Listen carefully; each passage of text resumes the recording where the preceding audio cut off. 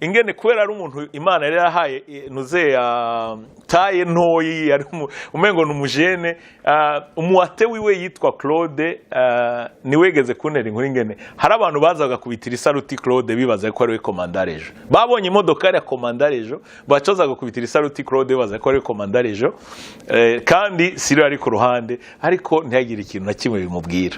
Siro yari umuntu akunda gutwenga kandi n'uyu munsi ndizera ko ariko bikiri.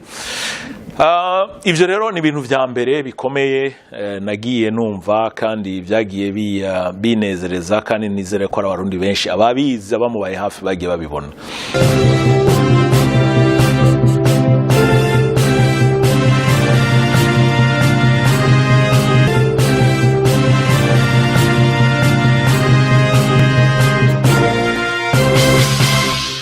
Nshuti namwe bagenzi turabahaye kaze kuri Gishaki TV. Iki ni ikiganiro cacu kigira indwi.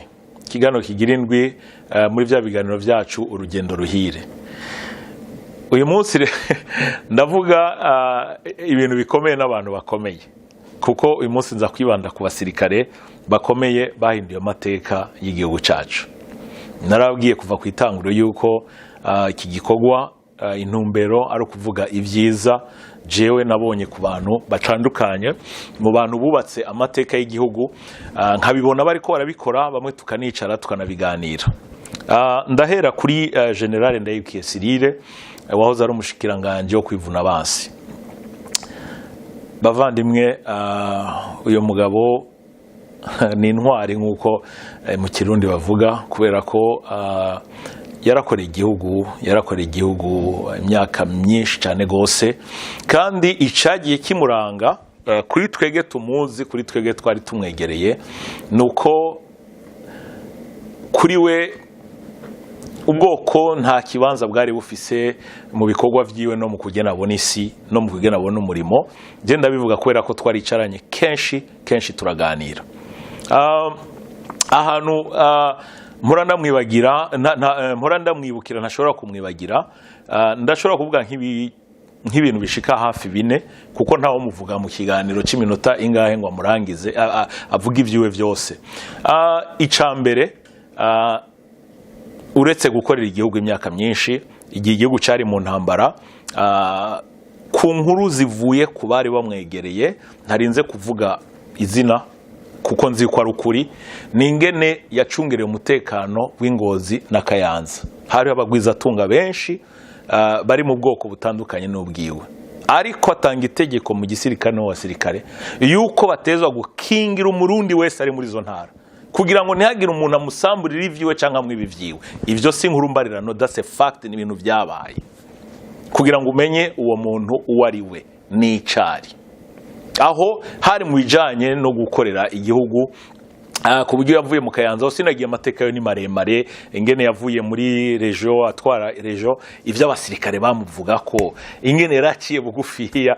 Ndibuka ikindeka nakivuge ingene kubera ari umuntu Imana yari yahaye nuze taye ntoyi yari umengo numujene umuate wiwe yitwa Claude niwegeze kuntera inkuru ingene hari abantu bazaga kubitira isaruti Claude bibaza ko ari we komandarejo babonye imodoka ya komandarejo bacozaga kubitira isaruti Claude bibaza ko ari we komandarejo kandi Siro ari ku ruhande ariko ntiyagira ikintu na kimwe bimubwira. Siro yari umuntu akunda gutwenga kandi n'uyu munsi ndizera ko ariko bikiri. Ibyo rero ni ibintu vya mbere bikomeye nagiye numva kandi byagiye binezereza kandi nizere ko ari abarundi benshi ababizi abamubaye hafi bagiye babibona. Ikintu rero muri bindi bitatu bikomeye ningene uretse ko mu muryango hari ukuntu hari ubucuti dufitaniye cyangwa ubugenzi chatumye nshobora kuganira nawe mu buryo bwihariye nkuko bavuga mu Kinyarwanda mu buryo buri personnel. Ningene igihe kimwe nabuze grand sœur hanyuma twari mu kigandaro arabimenya yuko turi mu kigandaro. Ico kigandaro cyari ko kibera mu Bwiza kurya kabiri. Ndibuka twicaye hanze aho hantu twari twicaye mu mwanya mutoya nza mbona ijipi irashitse ijipi ishitse nza mbona avuyemo General Cyrille ndayirukiye ndamwakira turicara turi hanze ahantu abari abajene hari abantu benshi nyene tukibura turicara turaganira turatera inkuru ariko uravyumva iyo Bibiliya tubwira ngo munezerane n'abanezerewe mubabare n'abababaye kuri uwo munsi nawe uravyumva wabuze uranezerwa ku muntu wese aje kubabarana nawe. So uwo munsi wari umunsi mwiza, twaricaye turaganira, ndibuka n'ikibazo namubajije turiko turaganira muri ico kigandaro, ndamubaza ku ntambara y'imisi 6 y'ingene abayahudi batsinze hafi ibihugu byose by'Abarabu. Ndamubaza nti mugabo ico je nasotera ko nk'umuntu w'Imana kwari ukumucokoza kugira ngo tuganire ijambo ry'Imana, ko igihe cyose duye kenshi naramucokoza kugira ngo tuganire ijambo ry'Imana. Nawe ni mo general mbwira we wiziza école de guerre n'ibindi intambara y'imisi 6 mwishure mu mwarayize, nimba mwarayize bababwiye iki? Ikintu nibuka ni kimwe, nuko nabavuga ati abahinga bose b'intambara baravuga ati hari ikintu cabaye kuko biragoye ingena gahugu gatoya gashobora kuza kagapfukama ibihugu byose by'Abarabu mu misi 6. Ariko Imana ishimwe, twebwe twagira ubuntu bw'Imana no gusoma ijambo ry'Imana, tuzi amateka y'ijambo ry'Imana. Ico kintu cabaye nuko ukuboko kw'Imana kwashimye yuko bigenda gutyo, kuko ivyo bihugu by'Abarabu byose byari byarahe birarengo bivugaye ko bigomba gufuta Isirayeli kuri map, kuri ntuze y'isi, ku gicapo cy'isi bakayifuta. Rero iyo umaze kuvuga yuko ugira ufuta abantu, Imana nishobora kukwemerera ko ibafuta, ahubwo danger hari nuko ari we ushobora gufutika.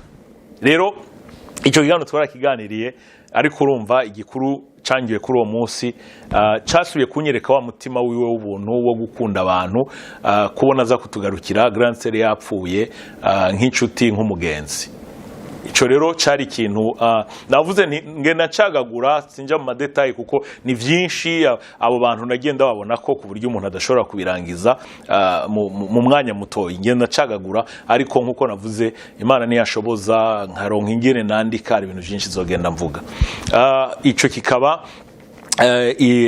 ica kabiri, ico gera kiri general directeur do cabinet mu biro kwa president Buyoya nimba nti ES muri defense mu bijanye n'umutekano w'igihugu.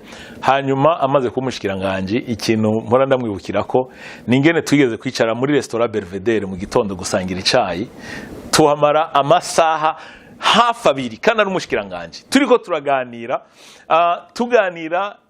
twariko tuganira, nafashe umwanya turiko tuganira inkuru za Yosefu, ndamubwira inkuru za Yosefu muri Bibiliya. Turiko turaganira, urumva imagine umugabisha w'ingabo, umutware w'ingabo zose z'igihugu yicaye, turiko turaganira tumwicaye, akicara kumviriza inkuru za Yosefu, kuko nari narasabye Imana ko igihe cyose Imana izoma opportunity yo guhura n'abantu nk'abo atakini ishobora kuvugana nabo, kuko sinde babwira ibya gisirikare ko ntavyonze, sinde babwire politike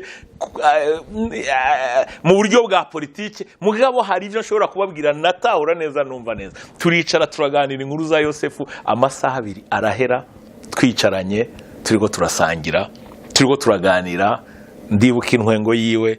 So yari umuntu aciye bugufiya, cyo ntaco narindi, sinari umushikiranganje, ico narindi nari umukozi w'Imana, ambassadeur, nari mvuze ijambo ritari ryo, nari ambassadeur wa Kristo. So muri ico gero nari ambassadeur wa Kristo, nuvuga ngo ambassadeur wa Kristo yari kwaganira na ministre, ni turicara turaganira, tugira ibihe byiza byo gusangira tuganira, kandi muri ko muragana n'umuntu nk'uwo c'est sûr ni ngombwa muravuga igihugu cyanye nge nari ciza, twaraganire ku gihugu, kandi uva nkaho twavuga ba Yosefu, tuvuga igihugu cy'Abisirayeli, mugabo twongera tuvuga igihugu cyacu. Umutima wiwe wamye ari umutima wo gukunda igihugu. So uwo munsi wari umunsi wundi mpora ntashobora kwibagira, n'umuntu yamye afise umutima n'umwanya wa buri muntu wese, umwanya wo gufasha inshuti abagenzi, umwanya wo gufasha umusirikare mukuru n'umusirikare mutoya. Ivyo rero ni ibintu nibone n'amaso, ni ibintu abarundi benshi bazi, ni ibintu abo bakoranye mu gisirikare no mu buzima bashobora gushingira nta. So ivyo ni vyiza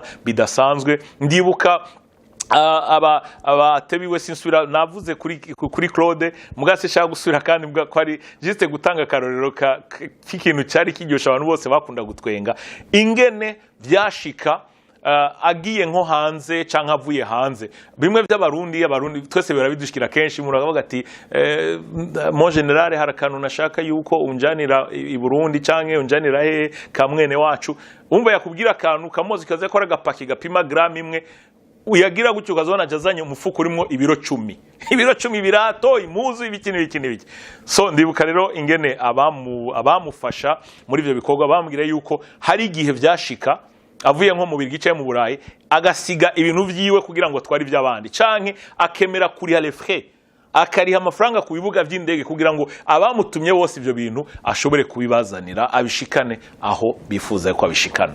Uwo rero yari General Cyrille Ndayirukiye nukuri ahari hose Imana imube hafi ariko kuri benshi bamuzi hari ico yakoze mu bugingo bwacu tutazokwibagira kandi turizere ko kindi gihe Imana izoduha umwanya tugasura kwicara tukaganira kuri ivyo mbere tugasangira n'ikiyago nk'uko twagiye tubikora. So ivyo rero ni bike mu vyo nigiye kuri General Ndayirukiye Cyrille na nifuje yuko abarundi bose bashobora kumumenya ko bamenye ko ari umugabo w'intwari umugabo ushira imbere igihugu ushira imbere urukundo anyway cyarico General Adolphe ntitwigeze tuganira personnellement mu buryo bwagutse ariko General Adolphe hamwe na General Niyoyankana ndabashira mu mateka kubera ingene mu 2004 nimba ntihenze sinuka ko ari kuva muri 2003 cyangwa 2004 ingene bashoboye gukorana kugira ngo igisirikare cy'u Burundi gishobore kuvangwa. Cyari igihe kigoye mu mateka y'u Burundi, cyari igihe gisaba yuko bana b'u Burundi baca bugufiya bakoroherana kugira ngo ayo mateka ashobore gukogwa, kugira ngo ayo mateka ashobore amateka y'igihugu cyacu ashobore guhinduka. Kubera iki ndabivuze? Ubwa mbere ahantu nagomba ko abarundi batahura ningene nabaye witness y'amateka mu buryo butunguye mu buryo bwa surprise mu buhe buryo nivyo nshaka gusobanura ningene nimba ntihenze mengo hari nko mu 2004 kuri Noel twari twatumiye abaririmbyi bari bavuye mu Rwanda bitwa Sowas baza bagiresha ntuze concert kuri Saga Plage. Hanyuma hari ikintu nari nkeneye kuvugana na Grand Frère Chandaduga mvuye ahantu ku Musenyi bari ko bararimbira ngiye kuraba Grand Frère. Shitse ahantu bari muri restaurant sanga restaurant yose bayigose hari abasirikare batambaye impuzu zisa n'izigisirikare cyo Burundi kuko niho bari bakiva mu ishamba. Adolphe ari warongoye izo ngabo za CNDD-FDD bari bamugize chef d'état major adjoint ariko ico gihe muri restaurant hari hicaye Grand Frère ari kumwe na n'umugenzi wiwe cyane yitwa yari umukoloneli yitwa Sinkazi yabaye na ambassadeur w'u Burundi mu Rwanda. Sinkazi yari mu gisirikare cya kera mugari mu gisirikare cya kera urumva igisirikare kimaze kuvangwa baca bamugira uwufasha Adolphe imirimo ya buri munsi muri etat major. Urumva Sinkazi nk'umugenzi wa Grand Frère ahantu kenshi yakunda kuzana general kwari ukuza kwicarana na Grand Frère hamwe n'abandi inshuti n'abagenzi uretse ko General Adolphe yakunda ahantu hari abanyamuji yakunda ahantu hari kiyago kiryoshe n'ikintu cyari kiryoshe. Grand Frère yari umuntu nawe yari umuntu novuga nti umuntu yize freedom. He was a free man. Ari mu bantu ba mbere icyo gihe babakiro muri Bujumbura cyangwa abantu bakomeye. Yari afise ihereni ku buryo abantu barabimukundira akavuga ati wow nibo bambere tubonye umuntu w'umupapa afise abana afise kashi nkuko bayivuga afise amarestaurant n'amahoteli mugabo afise agahereni. Nawe urumva General Adolphe yari umuntu akunda kuryoherwa yari umuntu akunda ahantu hari abantu. Umva kenshi rero be na Colonel Sinkazi kenshi barakunda kuza kuri Saga Plage bakicara n'abandi ba Grand Frère n'abandi bagenzi bahajya mu gisagara ca Bujumbura. Umva rero ico gihe bwari bwo bwa mbere muri minsi ya mbere nta nubwo benshi twari bwabona abo basirikare bavuye mu ishamba neza na neza Grand Frère aramusinyara aramubwira yuko ari petit frère bacara babwira banyugururire ndinjira rero muri restaurant bari bicaye ndashika ndamuramutsa. Grand Frère avuga ati ni petit frère arapresenta, ndamuramutsa generale, ndamutsa colonel Sinkazi, urumva we yari umusango twari dusanganywe. Nibaza yuko undi yari madame wa Grand Frère, turicara rero turaganira gatoyi entreta ndiko ndabwira Grand Frère amateka rero ingene ikintu nizaho cyari gike. Ico gihe rero Colonel Sinkazi imbere yuko akorana na General Adolphe yatwara Kagakumbu. So atwara Kagakumbu agiye muri etat major gufasha imbere yabanje kuja muri ico bita école de guerre, école des officiers muri etat major. Hanyuma General Adolphe amaze kuza nk'icegera cha chef d'état major, urumva baca bamuha yuko bakorana na abumufasha wa Adolphe. Uwaciye abakomando wa Kagakumbu yitwa Felix, Colonel Felix. Rero na urumva yaciye umugenzi bice kuri Sinkazi, kenshi twaricarana turiko turaganira turiko turasangira. Acaraza urumva adusanga muri restaurant. Ikintu rero image nazofana ribagiye ningene twe turi muri restaurant hari hasi, uri kuraza muri restaurant waburi hejuru. Ningene mwibaze General Adolphe hirya yejo bamwita umunyeshamba, umuroberi n'ibindi kugira ngo dutware ingena amateka y'igihugu yubakwa n'ingena amateka ahinduka. Ubu yabaye chef d'état major adjoint. Colonel Felix atwara Kagakumbu, urumva ni colonel. Ashitse hejuru gutya ntiyarindiriye gushikaho twari turi, aca aho nyene ewana aca kubita ukuguru hasi akubitira isaluti mon general. Jewe naho nari mutoya, mugasi nari mutoyi cyane, nari mfise ubwenge bwo gushishoza no kumenya ingena amateka ariko arandikwa. Uko niko abazungu bandika amateka. Iyo abandi ibitabo byari guca byandikwa kuri uwo mwanya nyene. Uretse ko hari ibihe byinshi byagiye biba mu mateka y'u Burundi, hari ibitabo byinshi byari kwandikwa. Ewana carashika kubita kuguru hasi asariwa mon general. Mais respect mon general bla. Hanyuma caramanuka, amanutse General Adolphe nawe carahaguruka, nawe camukubitira isaruti baca bagwana mu nda. My friend, c'est ça le Burundi. Ubwo nibwo Burundi basogokuru basogokuruza bari babayimo, banatwifuriza mere nk'ababandi bavuga ngo niyo bari uyu munsi ngo hejuru, bakuna bavuga ngo hejuru nivyo batwifuriza. Iyo sanamu yengene abahoze ari abansi bahirya yejo bahindutse abakunzi. Uretse ko Satani atanezererwa ivyiza agenda yivangavangamo ibintu kugira ngo bise nabi kandi byari byiza. Uwo munsi kuri jewe cyari kintu, c'était l'histoire, yaramateka ingena abakoloneli bose babiri babona umugenerale mushasha bose bakaza bakamukubitira respect, bakamuha icubahiro nk'umutware wabo. Ni naco ijambo ry'Imana ritubwira. Iyo amateka ahindutse abahindutse. So iyo sanamu rero yari iryoshe kubona, yari iryoshe nuko nawe yaciye naho yari generale chef d'état major adjoint, ingene yaciye haguruka mugwa munda avec respect. Ivyo byose byari ibintu umuntu araba akavuga ati wow, ukavuga utabarundi turiko turandika amateka.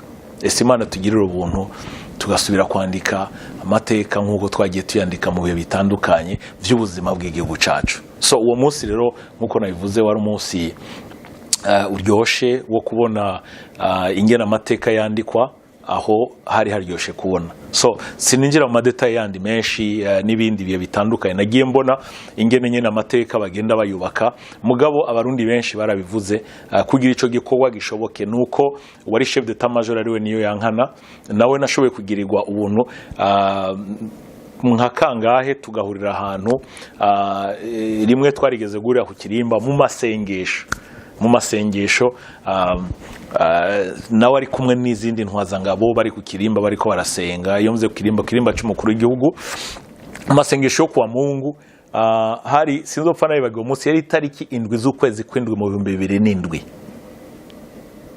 So aho nzohagaruka ko ninavuga amateka kuri muhisi nyakwigendera president Nkurunziza. So aho urumva turetse no ngaho twarasubiye guhura kandi na General Niyonkana duhurira kwa Ministre Françoise Ngendahayo ari kumwe n'urongoye FNL uyu munsi Jacques Bigirimana. ndabasanze bicaye nkabone kumengo bari mu kiganiro nkavuga nti mbega noba ndabaciriyemo kugira ngo nje ahandi hantu kwicara General arambwira ngo ya nukuri ngo nuze wicare nawe tsangire ikiganiro.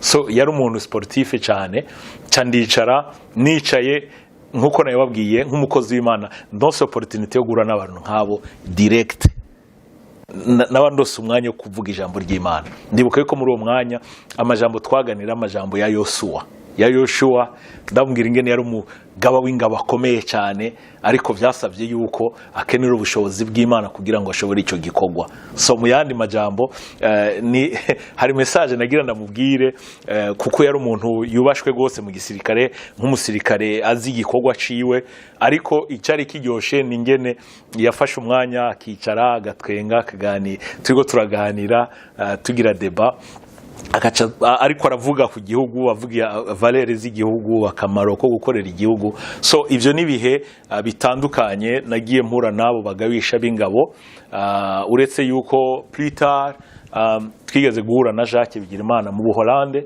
arambwira ikiganiro barimo ikiganiro kijanye of course ni no kubaka igihugu cacu kubera cari igihe kigoye muri ivyo bihe ariko nta madetail menshi njamo muri ico kiganiro kuko ico ni kiganiro kiri un peu private kiri privé ariko igikuru cari gihari nuko abo bose bariko barigira hamwe uko igihugu gishobora kubakwa kubw'ineza y'abarundi bose muri rusange. So rero aho niho nako ndavuga nti ivyo nashoboye kubona kuri General Adolphe hamwe no kuri General niyo yankana hanyuma hakabaho General Bunyoni. General Bunyoni ariwe Premier Ministre w'igihugu cy'u Burundi uyu munsi nawe ndafise umwanya speciale twagiranye inshuro zibiri uretse ko ikindi gihe twarashobora guhura mbonye nta narimwe yigeze arengana tandamukije. Ikintu cya mbere namwigiye ko nawe yari umunyabwenge niyo muri ko muraganira urumva ibiganiro vyiwe ningene mu 2005 nimba ntihenze twari kumwe n'umugenzi ntarinze kuvuga izina dusanga twagiye muri retraite Gitega tugiye muri retraite Gitega tuca twisanga mu hotel imwe hamwe na General Bunyoni ico gihe niwe yarajeje umutekano w'igihugu atwara igipolisi cy'u Burundi. Imyango ikurikirana twarashoboye kumuganiriza nk'umubanyi mu hoteli turicara washaka mu cyumba ciwe aratwakira muri chambre y'urumva ari suite turicara turaganira.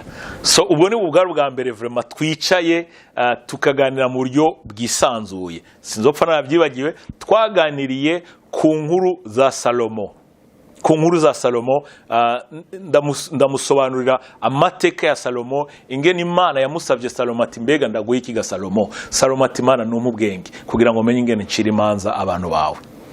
Ndamubwira mo General tukwifurije ibyiza mugabo ico ukeneye ubwenge nk'ubwa Salomo.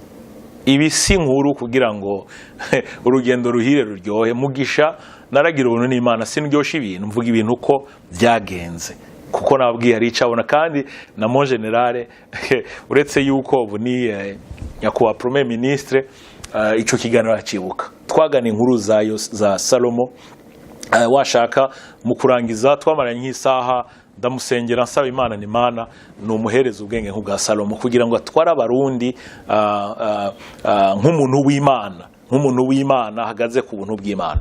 Ico gihe cari gikiryoshe cyane iryo joro ryari ijoro ryoshe yari kumwe na muvyara wiwe ari kumwe n'umukobwa wiwe bari batatu natwe turi babiri.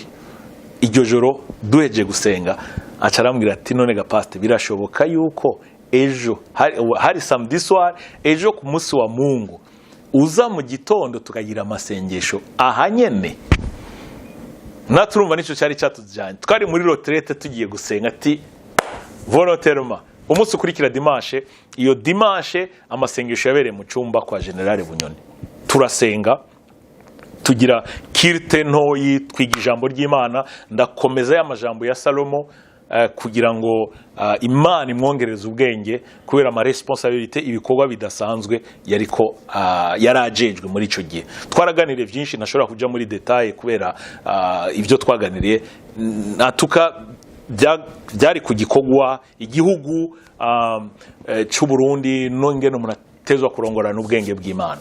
Hanyuma tuza kandi gusubira kwicarana kandi duhuye i Nairobi, sinibuka yaravuye muri Afrique de l'Ouest cyangwa agiyeyo, turahura Edaere uwo munsi ahantu twari twicaye muri salon hariho honorable Mabobori, turaganira tumaze kuganira twaraganire na general ico gihe. Ikintu nibuka cyari kiryoshe n'ingene yambwiye anezerewe yuko aheruka kubatizwa mu mazi menshi. So murumva ibintu nk'ivyo abantu nk'abo bakomeye iyo akubwiye ibintu nk'ivyo biba biryoshe ku mukozi w'Imana kumva umuntu ashobora ati ejo ndifuza yuko dusengera hamwe, hanyuma ati nabatijwe. So byari ibintu biryoshe cyane kubona mugabisha w'ingabo nk'uwo yumva yuko Imana igomba kugira ikibanza mu bugingo bwiwe. So Imana yagiye tugira neza mu gihugu. Reka ndangirize kuri General Niyombare. General Niyombare nabo amateka yiwe ni maremare ku buryo nawe ntashobora bivuga nkuko nagiye mvuga nabo bandi bose aba general ntawo kwandika amateka yabo mu minota ingahe. Umunsi wa mbere duhura na General Niyombare hari ku Kirimba, twari mu masengesho, hari ku munsi wa Mungu, turi kumwe n'abashitsi bavuye muri Amerika, ni jena n'abasobanurira muri ayo masengesho kuko ni nabo bigisha nanje ngongera nkasobanura. Ariko protocol ingene bari bayipanze, jewe twari twicaranye na General Niyombare, ico gihe ari chef d'état major adjoint, niwe rero asubiriye General Adolphe. Noneho turaganira ikintu ca mbere ntaco nongeye ko ntaco nkuye ko President Nkurunziza ico gihe ariko aravuga, ariko araririmba avuga amajambo y'Imana. General yambwiye ati umugabo n'umugabo w'igitangaza, uyu mugabo n'umugabo w'igitangaza, kuko yaramushima ico gihe ingene ivyo yakora n'ivyo ariko arakora muri uwo mwanya. Ivyo birarengana. Kuva uwo munsi turaganira, tuca tuba inshuti, tuca tuba abagenzi.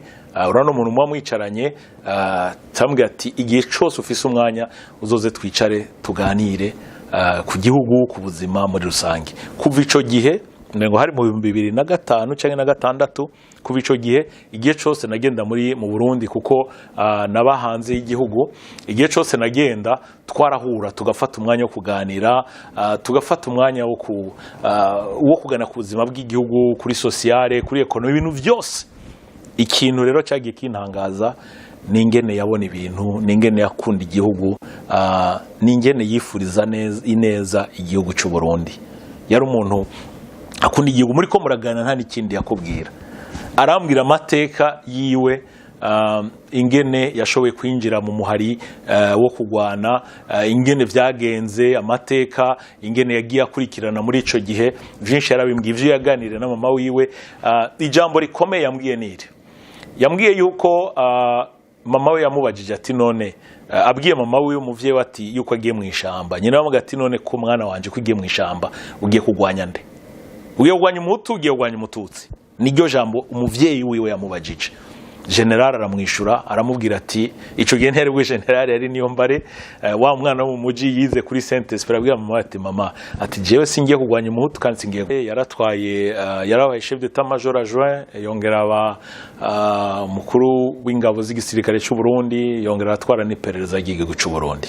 So igihe cyose nagiye Burundi tugahura, iba ku Kirimba mu masengesho, iba muri état major cyangwa handi, twaragiye tuganira, kandi ivyo twagiye tuganira byose byagaragaza urukundo afitiye igihugu, washaka afitiye President Nkurunziza yatwara ico gihe n'abandi barundi bose muri rusange. Yari umuntu akunda abantu, yari umuntu yubaha abantu, yari umuntu yitaye abantu babo hejuru nabo n'abakiriritse. Ikindi kintu ntashobora kwibagira nuko mu bintu azwi neza yuko buri munsi 6h du matin yabari kuri Saint Michel, no kuri cathédrale, muri prière matinale yabari kuri cathédrale. Ndibuka n'igihe yari ko arubaka akantu yibatse mu rugo rwiwe, yaranakambwiye yari ko yubaka umunara hejuru ku nzu aca kita Beteli, akazu k'amasengesho, kugira ngo musozi w'Imana hanazohora aja gusengera yakene kuja kurondera mu nyonga z'Imana. Rero ndashaka nkebure bene wacu abarundi muri rusangi na cane cane twebwe abarokore. Hari igihe kenshi twibagira tukibaza yuko kumbura ari twe twenyene dusenga, ariko hari abarundi benshi basenga b'abarokore, reka canke mvuge nti bari muri Panekote, bari muri Anglikani, bari muri Methodiste, hari n'abari muri Gatolika basenga kandi bagasenga kandi bakarondera mu nyonga z'Imana en vérité et en esprit. Uyu munsi sindi ko nigisha ibijanye n'amadini, uretse ko navyo igihe kimwe nzoronka umwanya nka tukinjira muri cyo bita l'histoire de l'église, aho dushobora kwiga kuko mwibuke yuko n'aya mashengero dusengeramo urufatiro yari Ecclesia Katolika. Ego hari ibintu bidutandukanya mu bijanye n'ijambo ry'Imana byinshi, nazo turonka umwanya kubiganira ko si cyo duhagaze ku uyu munsi. So ariko rero urumva ico ni ikintu bari bamuzi ko atasiba amasengesho mu gitondo. Rero mu bintu rero twagiye tuganira nkuko nabivuze, harimo gukunda igihugu, kubaha abantu no kwitaho inyungu z'igihugu. Kwitaho inyungu z'igihugu, iryo ni jambo ryaguma rigaruka mu bintu byose twaganira. Ambwiye ati burya umuntu w'Imana cyangwa umusirikare, ndibuka nambwiye ati mu bintu nifuza mu buzima, ndifuza ko abana banje bazovuga bati mu gihe canje jewe nk'umuvyeyi wabo hari ico nakoze ku bw'inyungu z'igihugu.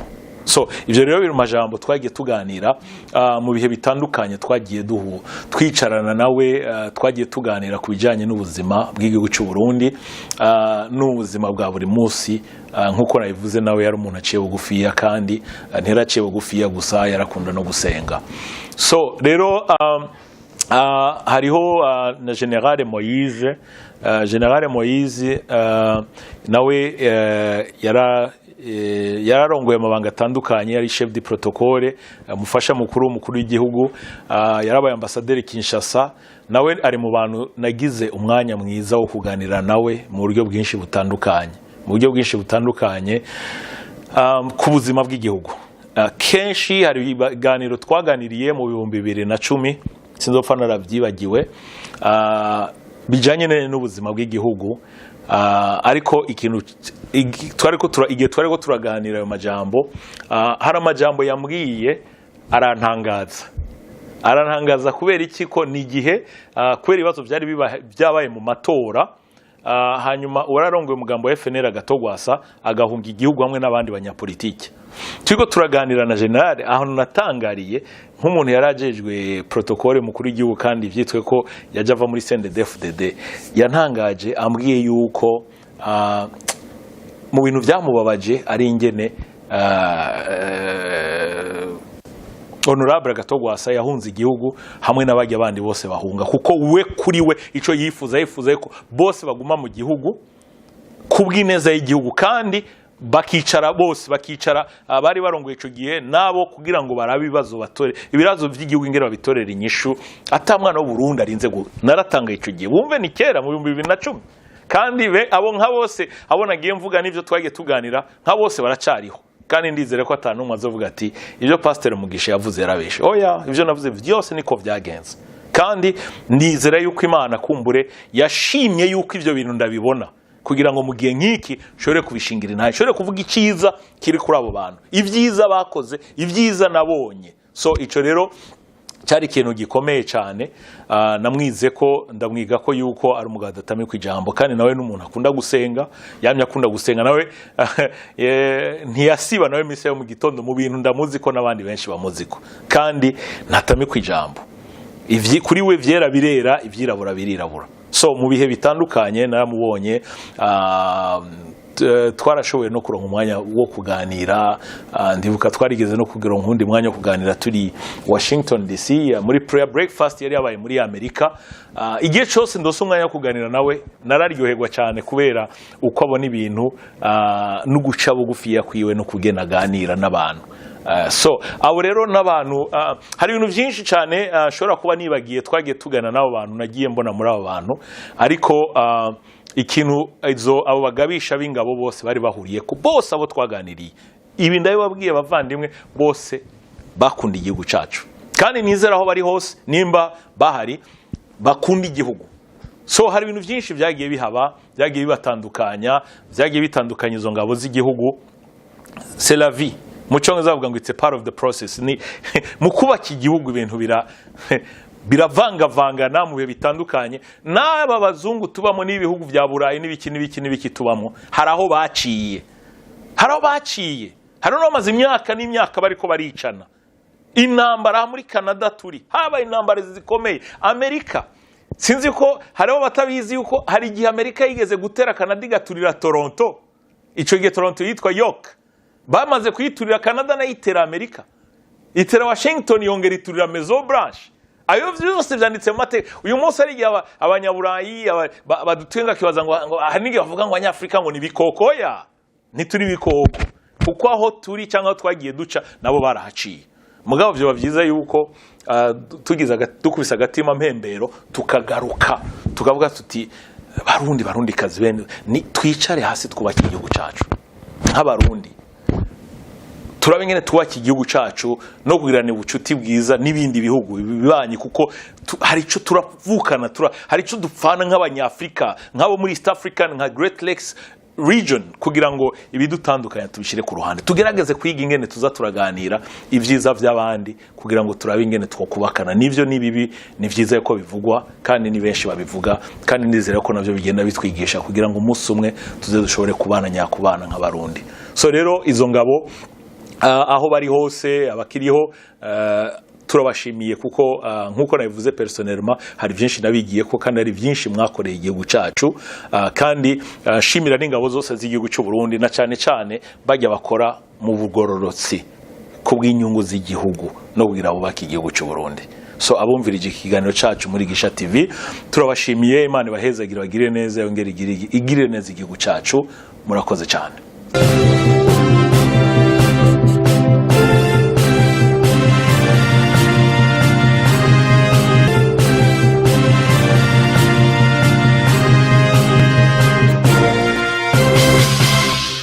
Thanks for watching.